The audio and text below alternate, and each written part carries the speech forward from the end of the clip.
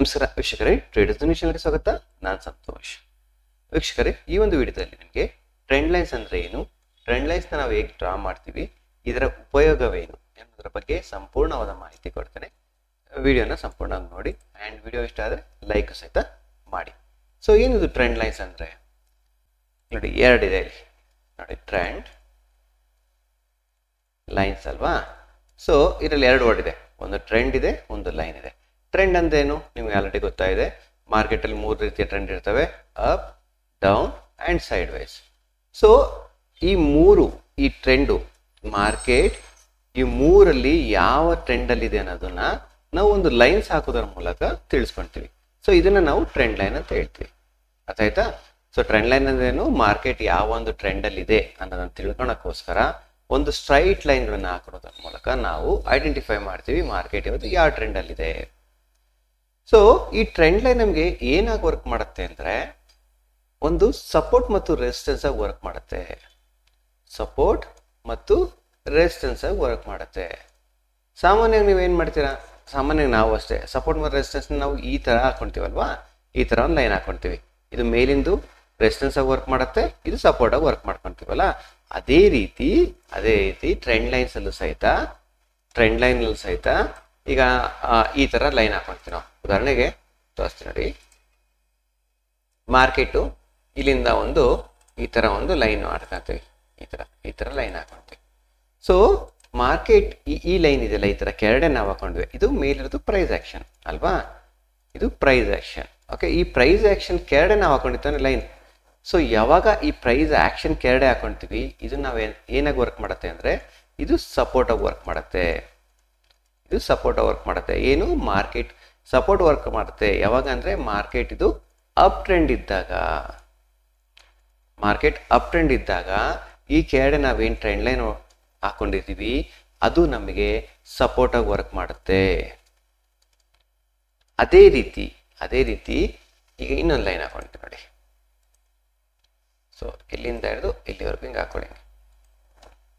ಅದೇ ರೀತಿ ಈ ಲೈನ್ ಇದೆಯಲ್ಲ, ಇದು ಅಪ್ಪರ್ ಲೈನ್ ಇದೆಯಲ್ಲ, ಇದು ಪ್ರೈಸ್ ಆಕ್ಷನ್ ಇಲ್ಲಿ ಕೆರಡೆ ನಡೀತಿದೆ ಮಾರ್ಕೆಟ್. ಓಕೆ, ನಮಗೆ ಇಲ್ಲಿ ಲೈನ್ ಈ ಥರ ಬಂದಿದೆ. ಸೊ ಇದೇನಾಗುತ್ತೆ, ಮಾರ್ಕೆಟು ಡೌನ್ ಟ್ರೆಂಡಲ್ಲಿದೆ. ಸೊ ಡೌನ್ ಟ್ರೆಂಡಲ್ಲಿದ್ದಾಗ ಈ ಒಂದು ಲೈನು ಆ್ಯಸ್ ಎ ರೆಸಿಸ್ಟೆನ್ಸ್ ಆಗಿ ವರ್ಕ್ ಮಾಡುತ್ತೆ. ಅರ್ಥ ಆಯ್ತಲ್ಲ? ಸೊ ಮಾರ್ಕೆಟ್ ಏನಾದರೂ ಅಪ್ ಸೈಡಲ್ಲಿ ಇತ್ತು ಅಂದರೆ ಈ ಕೆರಡೆ ಈ ಲೈನ್ ಏನಾಗುತ್ತೆ, ಈ ಟ್ರೆಂಡ್ ಲೈನ್ ಸಪೋರ್ಟ್ ಆಗಿ ವರ್ಕ್ ಮಾಡುತ್ತೆ. ಮಾರ್ಕೆಟ್ ಏನಾದರೂ ಡೌನ್ ಟ್ರೆಂಡಲ್ಲಿ ಇತ್ತು ಅಂದರೆ ಈ ಲೈನು ಆ್ಯಸ್ ಎ ರೆಸಿಸ್ಟೆನ್ಸ್ ಆಗಿ ವರ್ಕ್ ಮಾಡುತ್ತೆ. ಸೊ ಇದು ಟ್ರೆಂಡ್ ಲೈನ್ ಇಂಪಾರ್ಟೆಂಟ್. ಸೊ ಇದನ್ನು ಯಾವ ಥರ ನೀವು ಟ್ರೆಂಡ್ ಲೈನ್ನ ಡ್ರಾ ಮಾಡಬೇಕು? ಸೊ ಟ್ರೆಂಡ್ ಲೈನ್ನ ಡ್ರಾ ಮಾಡ್ತೀರಿ ಅಂತ ಅನ್ಕೊಳ್ಳಿ. ಉದಾಹರಣೆಗೆ ಇದೇ ಎಕ್ಸಾಂಪಲ್ ತೊಗೊಳ್ಳಿ. ಇದು ನಾನು ತೊಗೊಂಡಿರೋದು ನಿಫ್ಟಿ ಚಾರ್ಟ್ ತೊಗೊಂಡಿದ್ದೀನಿ. ಇದು ನಿಫ್ಟಿ ಚಾರ್ಟ್. ಸೊ ಇದು 1 hour ಟೈಮ್ ಫ್ರೇಮಲ್ಲಿದೆ. ಆಯಿತಾ? ಸೊ ಇಲ್ಲಿ ಟೈಮ್ ಫ್ರೇಮ್ ಅನ್ನೋದು ಭಾಳ ಮುಖ್ಯ ಆಗುತ್ತೆ. ಆ್ಯಂಡ್ ಇದೇ ಫಿಕ್ಸ್ಡ್ ಟೈಮ್ ಫ್ರೇಮ್ ಅಂತ ಇರೋದಿಲ್ಲ. ಉದಾಹರಣೆ ನೀವು 1 hour ಅನಲೈಸ್ ಮಾಡ್ತೀರಂದರೆ 1 hour ಹಾಕೊಳ್ಳಿ. ಸೊ ಇದೇ ಟ್ರೆಂಡ್ ಲೈನ್ನ ಯೂಸ್ ಮಾಡ್ಕೊಳ್ಳಿ. ಅಥವಾ ಇಲ್ಲ ಸರ್, ನಾನು 5 minutesಗೆ ಅನಲೈಸ್ ಮಾಡೋದು, ಸೊ ನಾನು 5 minutesಗೆ ಹಾಕೋಬೋದಾ ಟ್ರೆಂಡ್ ಲೈನ್, ಹಾಕೊಳ್ಳಿ. ಸೊ ಅವಾಗ ಈ 1 hour ಟ್ರೆಂಡ್ ಲೈನ್ ಬಿಟ್ಬಿಡಿ. ನೀವು ಯಾವ ಟೈಮ್ ಫ್ರೇಮಲ್ಲಿ ಅನಲೈಸ್ ಮಾಡ್ತೀರಾ ಅದಕ್ಕೆ ತಕ್ಕಂಗೆ ನೀವು ಟ್ರೆಂಡ್ ಲೈನ್ಸ್ನ ಡ್ರಾ ಮಾಡ್ಕೊಳ್ತಾ ಬನ್ನಿ. ಅರ್ಥ ಆಯ್ತಾ? ಸೊ ಇದಕ್ಕೆ ಒಂದು ವಿಷಯ, ನೀವು ಟ್ರೇಡಿಂಗಲ್ಲಿ ನೀವು ಯಾವ ಥರ ಅನಲೈಸ್ ಮಾಡ್ಕೊಂಡು, ಟ್ರೆಂಡ್ ಲೈನ್ ಆಗಿರ್ಬೋದು, ಅಥವಾ ಸಪೋರ್ಟ್ ಆ್ಯಂಡ್ ರೆಸಿಸ್ಟೆನ್ಸ್ ಆಗಿರ್ಬೋದು, ಅಥವಾ ಯಾವುದೋ ಇಂಡಿಕೇಟರ್ ಆಗಿರ್ಬೋದು, ನೀವೇನೇ ಯೂಸ್ ಮಾಡ್ತೀರಿ ಅಂದ್ರೂ ಸಹಿತ ನಿಮ್ಮ ಅನಲೈಸಿಸ್ ಮೇಲಿರುತ್ತೆ. ಆ ಅನಲೈಸಿಸ್ ತಕ್ಕಂಗೆ ನೀವು ಟೈಮ್ ಫ್ರೇಮ್ ಹಾಕೊಳ್ಳಿ. ಕೆಲವೊಂದ್ಸಲ ಏನು ಹೇಳ್ತಾರೆ, ಮಲ್ಟಿ ಟೈಮ್ ಫ್ರೇಮ್ ಯೂಸ್ ಮಾಡ್ಕೊಳ್ಳಿ ಅಂತಾರೆ. ಮಲ್ಟಿ ಟೈಮ್ ಫ್ರೇಮ್ ಯೂಸ್ ಮಾಡಿದಾಗ ಏನಾಗುತ್ತೆ, ನೀವು ಹೈಯರ್ ಟೈಮ್ ಫ್ರೇಮಲ್ಲಿ ಮಾರ್ಕೆಟ್ ಒಂಥರ ತೋರಿಸ್ತಾ ಇರುತ್ತೆ, 15 minutesಲ್ಲಿ ಒಂಥರ ತೋರಿಸ್ತಾ ಇರುತ್ತೆ, 5 minutesಲ್ಲಿ ಒಂಥರ ತೋರಿಸ್ತಾ ಇರುತ್ತೆ. ಸೊ ಹಾಗಾಗಿ ನೀವು ಯಾವ ಟೈಮ್ ಫ್ರೇಮಲ್ಲಿ ನೀವು ಅನಲೈಸಿಸ್ ಮಾಡ್ತೀರಾ, ಓಕೆ, ನೀವು ಮಲ್ಟಿ ಟೈಮ್ ಫ್ರೇಮ್ ಅನಲೈಸ್ ಮಾಡ್ತೀರಾ ಅಂದರೆ ಅದು ತಕ್ಕಂಗೆ ನಿಮ್ಮ ಸ್ಟ್ರಾಟಜಿನ ಡೆವಲಪ್ ಮಾಡ್ಕೊಳ್ಳಿ. ಓಕೆನಾ? ಸೊ ನೀವು ಇದೇ ಥರ ಅಡಾಪ್ಟಿವ್ ಅಂತೀವಲ್ಲ, ನೀವು ಅಡಾಪ್ಟಿವ್ ಟ್ರೇಡರ್ ಥರ ಆಗಿದ್ರೆ ಏನು ಮಾಡ್ತೀರಾ ಅಂದರೆ, ಓಕೆ ನಾನು 5 minutesಗೆ ಹಾಕೊಳ್ತೀನಿ, 5 minutesಲ್ಲಿ ಯಾವ್ದಾದ್ರು ಟ್ರೆಂಡ್ ಲೈನ್ ಬರುತ್ತೆ ಅದ್ರ ಮೇಲೆ ಟ್ರೇಡ್ ಮಾಡ್ತೀನಿ. ಒಂದು ಕ್ಲಿಯರ್ ವ್ಯೂ ಇರಬೇಕು ನಿಮಗೆ, ನಿಮ್ಮ ವ್ಯೂ ಇರಬೇಕು. ಬೇರೆ ಯಾರ್ದ ಬಗ್ಗೆ ತಲೆ ಕೆಡಿಸ್ಕೊಬೇಡಿ. ನಿಮ್ಮ ವ್ಯೂ ಏನಿದೆ, ಮಾರ್ಕೆಟ್ ನಾನು ಯಾವ ಥರ ನೋಡ್ತಾ ಇದ್ದೀನಿ ಅದು ತಕ್ಕಂಗೆ ನಾನು ಆ ಟ್ರೆಂಡ್ ಲೈನ್ ಡ್ರಾ ಮಾಡ್ಕೊಳ್ತೀನಿ ಅಂತ. Okay, so trend line draw ಮಾಡೋಕ್ಕೆ ಕೆಲವೊಂದು ಸಣ್ಣ ಪುಟ್ಟ ಕಂಡೀಷನ್ಸ್ ಇದಾವೆ. ಓಕೆ, ಏನು ಕಂಡೀಷನ್?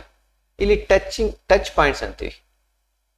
ಏನಿದು ಟಚ್ ಪಾಯಿಂಟ್ಸ್ ಅಂದರೆ, ಈಗ ಒಂದು ಟ್ರೆಂಡ್ ಲೈನ್ನ ಇದು ಹಾಕೋಬೇಕಪ್ಪ, ಒಂದು ಸಪೋರ್ಟಿಗೆ ಒಂದು ಟ್ರೆಂಡ್ ಲೈನ್ ಹಾಕೋಬೇಕಪ್ಪ.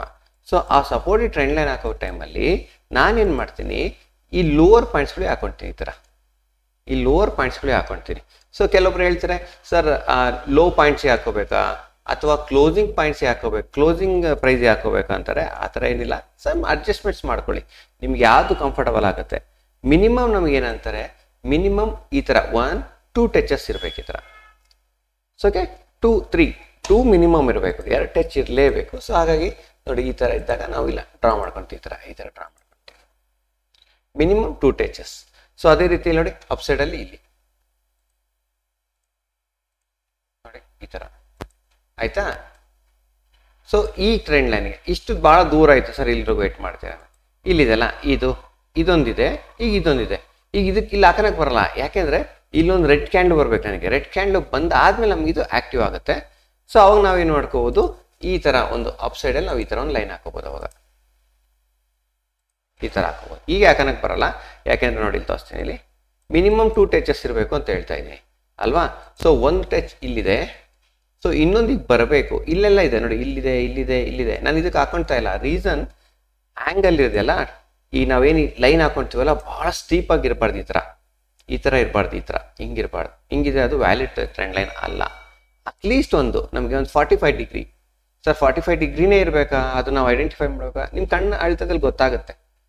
ಓಕೆ, ಸೊ ಹಾಗಾಗಿ 2 ಕಂಡೀಷನ್ಸ್ ಇರ್ತವೆ. ಒಂದು ಮಿನಿಮಮ್ 2 ಟಚಸ್ ಇರಬೇಕು. ಓಕೆ, ಸೆಕೆಂಡ್ ಒನ್ ಸ್ಟೀಪ್ ಆಗಿರಬಾರ್ದು, ಅಂದರೆ ಒಂದು ಆ್ಯಂಗಲ್ ಇದೆ ಅಲ್ವಾ, ಈ ಆ್ಯಂಗಲ್ ಒಂದು 45 ಡಿಗ್ರಿಯಲ್ಲಿ ಇದೆಯಾ ನೋಡ್ಕೊಳ್ಳಿ.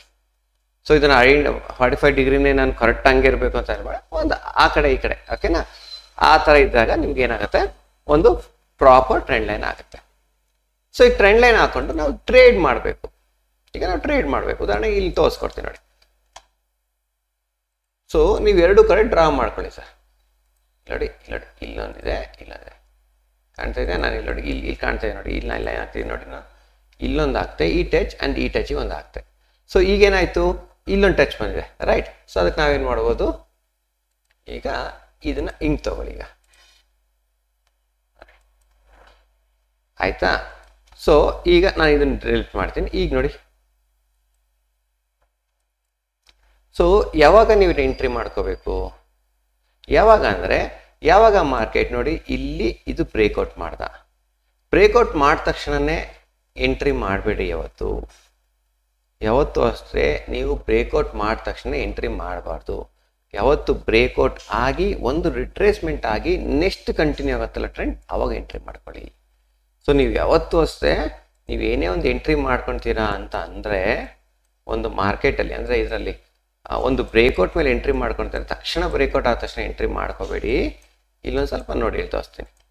ಇಲ್ಲಿ ನೋಡಿ, ಇದು ಟ್ರೆಂಡ್ ಲೈನ್ನ ಬ್ರೇಕ್ ಮಾಡ್ತಿದ್ದು. ಓಕೆನಾ, ಬ್ರೇಕ್ ಮಾಡಾದ್ಮೇಲೆ ಈ ಹೈ ಮೇಲೆ ಎಂಟ್ರಿ ಮಾಡೋಕ್ಕೆ ಹೋಗಬೇಡಿ. ಸೊ ನೋಡಿ, ಮಾರ್ಕೆಟ್ ಒಂದು ರೆಡ್ ಕ್ಯಾಂಡ್ಲು ಬರೋ ಮಟ್ಟ ವೆಯ್ಟ್ ಮಾಡಿದ್ದಾರೆ. ಒಂದು ರೆಡ್ ಕ್ಯಾಂಡ್ಲು ಬರಲಿ, ರೆಡ್ ಕ್ಯಾಂಡ್ಲು ಬಂದು ನಂತರ ಯಾವಾಗ ಗ್ರೀನ್ ಕ್ಯಾಂಡ್ಲು ಬರುತ್ತೆ, ಆ ಗ್ರೀನ್ ಕ್ಯಾಂಡ್ಲು ಹೈ ಮೇಲೆ ಬೈ ಮಾಡಿ ಅದರ ಲೋನ ಸ್ಟಾಪ್ ಲಾಸ್ ಇಟ್ಕೊಳ್ಳಿ. ಸೊ ಸ್ಟಾಪ್ ಲಾಸ್ ಇಟ್ಕೊಂಡು ಒಂದು ಟಾರ್ಗೆಟ್ ನೋಡಿ. ಆ್ಯಕ್ಚುಲಿ ನಮ್ಮ ಟಾರ್ಗೆಟ್ ಹೆಂಗಿರುತ್ತೆ ಅಂದರೆ ಫಸ್ಟ್ ಇಲ್ಲಿ ಬರಬೇಕಾದ ಟಾರ್ಗೆಟ್, ಇದು ನಮ್ಮ ಫಸ್ಟ್ ಟಾರ್ಗೆಟ್ ಇರುತ್ತೆ. ಸೊ ಬಟ್ ಏನಾಯ್ತು ಈ ಕೇಸಲ್ಲಿ, ಮಾರ್ಕೆಟ್ ಸ್ಟಾಪ್ ಲಾಸ್ ಹೊಡೆದ. ಸ್ಟಾಪ್ ಲಾಸ್ ಕಂಪಲ್ಸರಿ ನೋಡಿ, ಸ್ಟಾಪ್ ಲಾಸ್ ಹಿಟ್ ಆಗೋದಿಲ್ಲ ಅನ್ಕೋಬಿಡಿ, ಸ್ಟಾಪ್ ಲಾಸ್ ಕಂಪಲ್ಸರಿ. ಓಕೆನಾ. ಸೊ ನೀವು ಈ ಥರ ನೀವು ಹೆಂಗೆ ಎಂಟ್ರಿ ಮಾಡ್ಕೋಬೇಕು, ಇಲ್ಲಿ ನೋಡಿ ಇಲ್ಲೊಂದು ಟ್ರೆಂಡ್ ಲೈನ್ ಇದೆ. ಸೊ ಈ ಟ್ರೆಂಡ್ ಲೈನ್ ನೋಡಿ, ಈಗ ನೀವು ಇಲ್ಲಿವರೆಗೂ ವಿಡಿಯೋ ನೋಡಿದ್ದೀರಿ ಅಂದರೆ, ಈ ಟ್ರೆಂಡ್ ಲೈನ್ ವ್ಯಾಲಿಡ್ ಹೌದು ಅಲ್ಲೋ ಹೇಳಿ ನೋಡ. ಈಗ ನಾನು ಏನು ಟ್ರೆಂಡ್ ಲೈನ್ ಇದನ್ನು ಹಾಕೊಂಡಿದ್ದೀನಿ, ಇದು ವ್ಯಾಲಿಡ ಹೌದು ಅಲ್ಲೋ ಅದನ್ನು ಒಂದು ಕಾಮೆಂಟ್ ಮಾಡಿ ನೋಡೋಣ. ಈ ಟ್ರೆಂಡ್ ಲೈನ್ ಓಕೆನಾ. ಸೊ ಇದು ನನಗೆ ವ್ಯಾಲಿಡ್ ಅಲ್ಲ ಅಂತೀನಿ. ರೀಸನ್ ನೋಡಿ, ಇದು ಆ್ಯಂಗಲ್ ನೋಡಿ, ಸ್ಟೀಪ್ ನೋಡಿ, ಈ ಥರ ಇದೆ, ಸ್ಟ್ರೈಟ್ ಲೈನ್ ಇದೆ. ಸ್ಟ್ರೈಟ್ ಲೈನ್ ಇದ್ದಾಗ ಭಾಳ ಡೇಂಜರ್ ಇದು. ಓಕೆ, ಇದನ್ನು ನೀವು ಮಾಡೋಕ್ಕೆ ಹೋಗಬೇಡಿ. ನೀವು ಎಂಟ್ರಿ ಮಾಡ್ತೀನಿ ಟ್ರೇಡ್ ಮಾಡ್ತೀನಿ ಮಾಡಿ ಬೇಡ ಅನ್ನಲ್ಲ, ಬಟ್ ಅಷ್ಟು ವ್ಯಾಲಿಡ್ ಟ್ರೆಂಡ್ ಲೈನ್ ಆಗಲ್ಲ, ಆಯಿತಾ. ಸೊ ಹಾಗಾಗಿ ವೆರಿ ಇಂಪಾರ್ಟೆಂಟ್, ಯಾವತ್ತೂ ಅಷ್ಟೇ ಒಂದು ಟ್ರೆಂಡ್ ಬ್ರೇಕ್ಔಟ್ ಆದ ತಕ್ಷಣ ಎಂಟ್ರಿ ಮಾಡಬೇಡಿ. ಬ್ರೇಕ್ಔಟ್ ಆದ ತಕ್ಷಣ ಎಂಟ್ರಿ ಮಾಡಬೇಡಿ. ಅದು ರಿಟ್ರೇಸ್ ಆಗೇ ಆಗುತ್ತೆ. ಯಾವಾಗ ಅದು ರಿಟ್ರೇಸ್ ಆಗುತ್ತೆ ಅವಾಗ ನೀವು ಬೇಕಾದ್ರೆ ಎಂಟ್ರಿ ಮಾಡ್ಕೊಳ್ಳಿ. ಅಥವಾ ಇನ್ಯಾವುದೋ ಒಂದು ಟೂಲ್ಸ್ಗಳನ್ನ ಯೂಸ್ ಮಾಡ್ಕೊಳ್ತೀರಿ ಅಂತ ಅನ್ಕೊಳ್ಳಿ. ಉದಾಹರಣೆಗೆ ಮೂವಿಂಗ್ ಅವರೇಜ್ ಇರ್ಬೋದು, ಅಥವಾ ಯಾವುದಪ್ಪ ಇಂಡಿಕೇಟರ್ಸ್ಗಳಿದಾವಲ್ಲ, ಆ ಇಂಡಿಕೇಟರ್ಸ್ಗಳನ್ನ ಯೂಸ್ ಮಾಡ್ಕೊಂಡು ಬೇಕಾದ್ರೆ ನೀವೇನು ಮಾಡ್ಬೋದು, ಕನ್ಫರ್ಮೇಷನ್ ತಗೊಂಡು ಟ್ರೇಡ್ ಮಾಡ್ಕೋಬೋದು.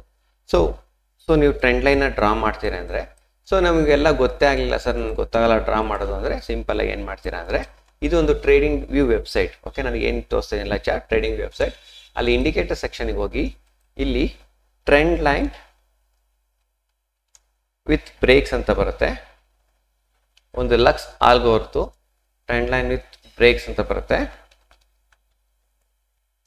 ಸೊ ಲಕ್ಸ್ ಆಲ್ಗೋರ್ತು ಇದನ್ನು ಕ್ಲಿಕ್ ಮಾಡ್ಕೊಳ್ಳಿ. ನಿಮಗೆ ಇದು ಆಟೋಮೆಟಿಕ್ ಟ್ರೆಂಡ್ ಲೈನ್ನ ಡ್ರಾ ಮಾಡಿಕೊಡುತ್ತೆ. ಆಟೋಮೆಟಿಕ್ ಇದು ಟ್ರೆಂಡ್ ಲೈನ್ನ ಏನು ಮಾಡಿಕೊಡುತ್ತೆ, ನಿಮಗೆ ಡ್ರಾ ಮಾಡಿಕೊಡುತ್ತೆ. ಸೇಮ್ ಟ್ರೆಂಡ್ ಲೈನ್ ಯೂಸ್ ಮಾಡ್ಕೊಂಡು ನೀವು ಟ್ರೇಡ್ನ ಸಹಿತ ಎಕ್ಸಿಕ್ಯೂಟ್ ಮಾಡ್ಬೋದು. ಸೊ ಫಸ್ಟು ನೀವು ಮ್ಯಾನ್ಯುವಲಿ ನೀವೇ ಡ್ರಾ ಮಾಡೋಕ್ಕೆ ಟ್ರೈ ಮಾಡಿ. ಯಾಕೆಂದರೆ ನೀವು ಇದ್ರ ಮೇಲೆ ಡಿಪೆಂಡ್ ಆದ್ರಿ ಅಂತ ಅಂದ್ಕೊಳ್ಳಿ, ಬೆಸ್ಟ್ ಏನಾಗುತ್ತೆ, ಅವನು ಏನು ಮಾಡೋದು, ಇದನ್ನು ತೆಗ್ದುಬಿಡ್ಬೋದು. ಇದನ್ನು ತೆಗ್ದುಬಿಟ್ಟು ಏನು ಮಾಡ್ತಾನೆ, ಇದನ್ನು ಪೇ ಮಾಡ್ಬೋದು. ಸೊ ಅವಾಗ ನೀವು ಸುಮ್ಮನೆ ಅನಿವಾರ್ಯವಾಗಿ ದುಡ್ಡು ಕೊಡಬೇಕಾಗತ್ತೆ. ಆ ದುಡ್ಡು ಕೊಡೋ ಬದಲಿ ನೀವೇನು ಮಾಡ್ತೀರಾ, ನೀವೇ ಪ್ರಾಕ್ಟೀಸ್ ಮಾಡ್ಕೊಳ್ಳಿ. ಇದೊಂದು ಟ್ರೆಂಡ್ ಲೈನ್ ಈ ಥರ ಇದೊಂದು ಇಂಡಿಕೇಟರ್ ಹಾಕೊಂಡು ನೀವು ಏನು ಡ್ರಾ ಮಾಡ್ಕೊಂಡಿದ್ದೀರಿ ಅದು ವ್ಯಾಲಿಡ್ ಹೌದು ಅಲ್ಲ ಅಂತ ನಿಮಗೆ ಇದು ಕನ್ಫರ್ಮೇಷನ್ ಸಿಗ್ತಾ ಹೋಗುತ್ತೆ. ಓಕೆ, ಸೊ ಕಂಡೀಷನ್ ನಂಬರ್ 1 ಏನು, ನೀವು ಯಾವುದೇ ಟ್ರೆಂಡ್ ಲೈನ ನೀವು ಡ್ರಾ ಮಾಡ್ತಾ ಇರೋದೇ ನೋಡಿ, ಮಿನಿಮಮ್ 2 ಟಚಸ್ ಇದ್ದೇ ಇರುತ್ತೆ. ಇಲ್ಲಿ ಮಿನಿಮಮ್ 2 ಟಚಸ್ ಮಾಡ್ಕೊಳ್ಳಿ. ಆ್ಯಂಡ್ ಆ್ಯಂಗಲ್ ಭಾಳ ಇಂಪಾರ್ಟೆಂಟ್ ಆಗುತ್ತೆ. ಮಿನಿಮಮ್ ಅಟ್ಲೀಸ್ಟ್ 45 ಡಿಗ್ರಿ ಇರಲಿ ಅದು. ಸೊ ಅವಾಗ ನಿಮಗೆ ಒಂದು ವ್ಯಾಲಿಡ್ ಥರ ಕಾಣುತ್ತೆ. ತಕ್ಷಣ ಬ್ರೇಕ್ಔಟ್ ಆದ ತಕ್ಷಣ ಎಂಟ್ರಿ ಮಾಡೋಕ್ಕೆ ಹೋಗಬೇಡಿ, ಒಂದು ಕನ್ಫರ್ಮೇಷನ್ ತಗೊಳ್ಳಿ. ಸೊ ಕನ್ಫರ್ಮೇಷನ್ ತೊಗೊಂಡು ನೀವು ಟ್ರೇಡ್ನ ಎಕ್ಸಿಕ್ಯೂಟ್ ಮಾಡ್ಕೊಳ್ಳಿ. ಓಕೆ, ಏನಾದ್ರು ಡೌಟ್ ಇತ್ತು ಅಂದರೆ ಜಸ್ಟ್ ಕಾಮೆಂಟ್ ಮಾಡಿ, ನಿಮ್ಮ ಕಾಮೆಂಟ್ನ ಆನ್ಸರ್ ಮಾಡ್ತೇನೆ.